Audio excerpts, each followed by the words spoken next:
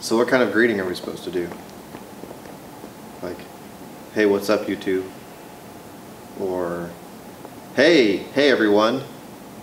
Or, you try one. We don't care about cheesy intros. This is the history of the Charger. Alright.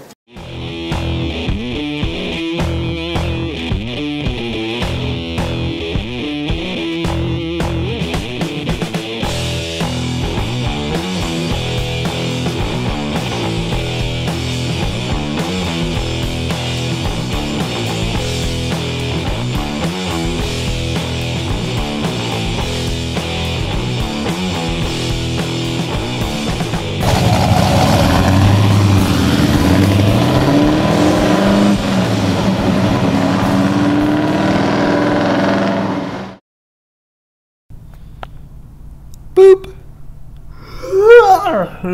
Yeah. When did you buy the Charger? I got this car in 2003 or 2004. How much did it cost? It doesn't matter. I got it for a steal. That's really the bottom line. So anyways, what is this car? This is a 1969 Dodge Charger RT. Numbers matching Hemi, blah. No, I'm just kidding. It's not numbers matching at all. It is a real RT, big block 4-speed car, but none of it matches. Drove it around for a little while, but it always ran kind of shitty. Wouldn't really rev past 3,000 RPM because it just would go blah, blah, blah, blah. So it sat around for many years, and then it was time to build a new engine. Do you remember all that? Collecting all the shiny parts? Vaguely. It's a 440, aluminum heads, solid cam, weigh-in tunnel ram with twin Edelbrock carbs.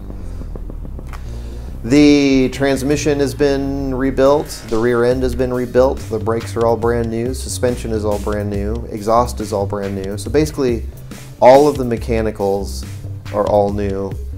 So yeah, that's right. So my goal with the car at the time was I was going to try for Wasteland 2013, but after the engine was in it and it was going, I was having a problem getting the brakes to work, which ended up being a bleeding issue. There was a long story, but anyways, the brakes weren't working right. It was a disc brake conversion. And then I kept snapping retainer nuts for the rocker arm assembly.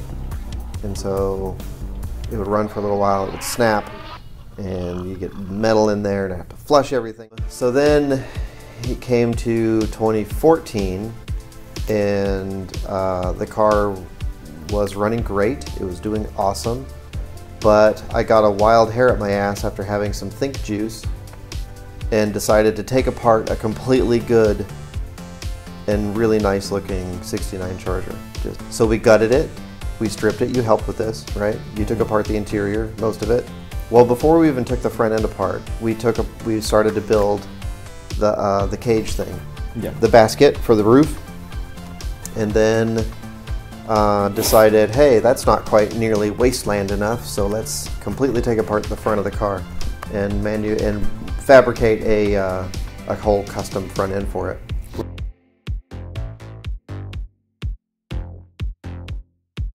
Where did you get the idea for the build of the Charger?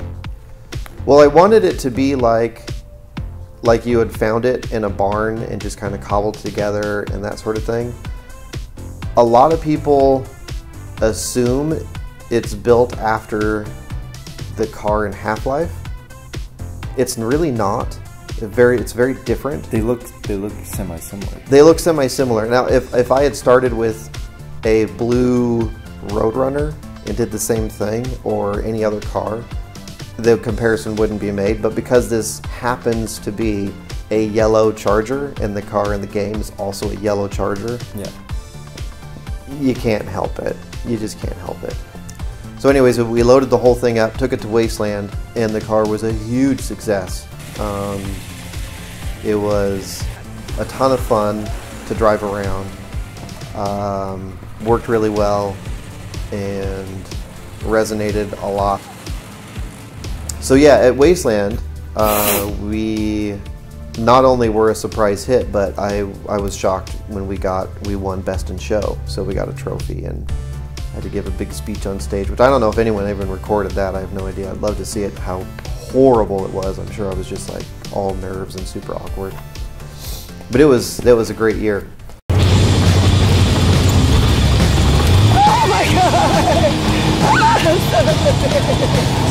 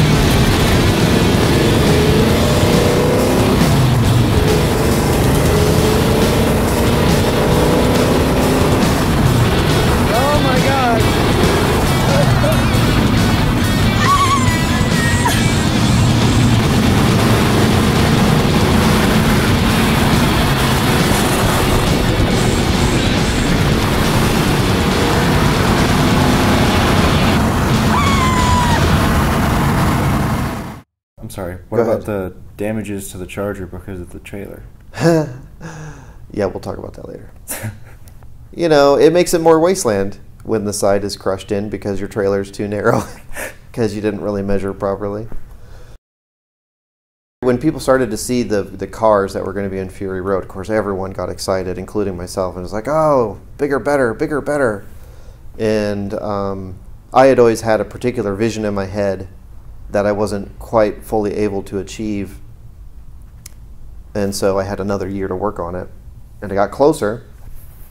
And so we did a whole bunch of work with rebuilding the rear suspension and lifting it up, which just lifted the car, gave it a much meaner stance.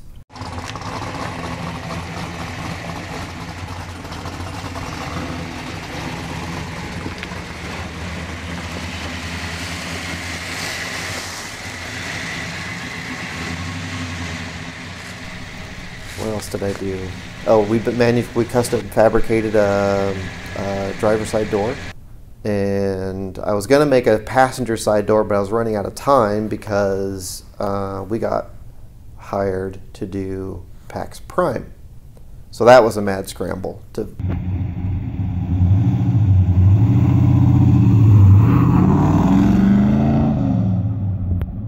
Tell what was the PAX Prime thing for? The release of the Mad Max game? Yes. And so we were hired to do Uber driving around the Seattle Convention Center for 4 days. It wasn't quite a full 4 days, but basically 4 days. And we totally rocked it. It was an amazing good time. The car, I mean, it was unlike anything people, I mean, seeing a 69 Charger in any form in downtown Seattle has got to be fairly rare, because the owners of these cars, you know, downtown traffic is brutal. Yeah. In any city. And so you don't want to take a prized classic into rush hour downtown traffic very often. But to see one that's done up like this, you know, blew people's minds. Would integrate, and it was a ton of fun.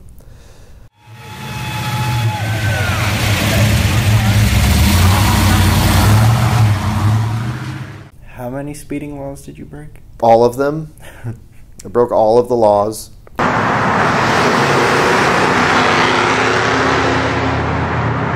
But I think that might have been the start of some of the troubles when I was doing that. In the stop-and-go traffic downtown, even though it was cold and raining, I overheated, almost overheated several times. When we got back from PAX Prime, I had one other modification to do after PAX Prime. Do you remember what that was?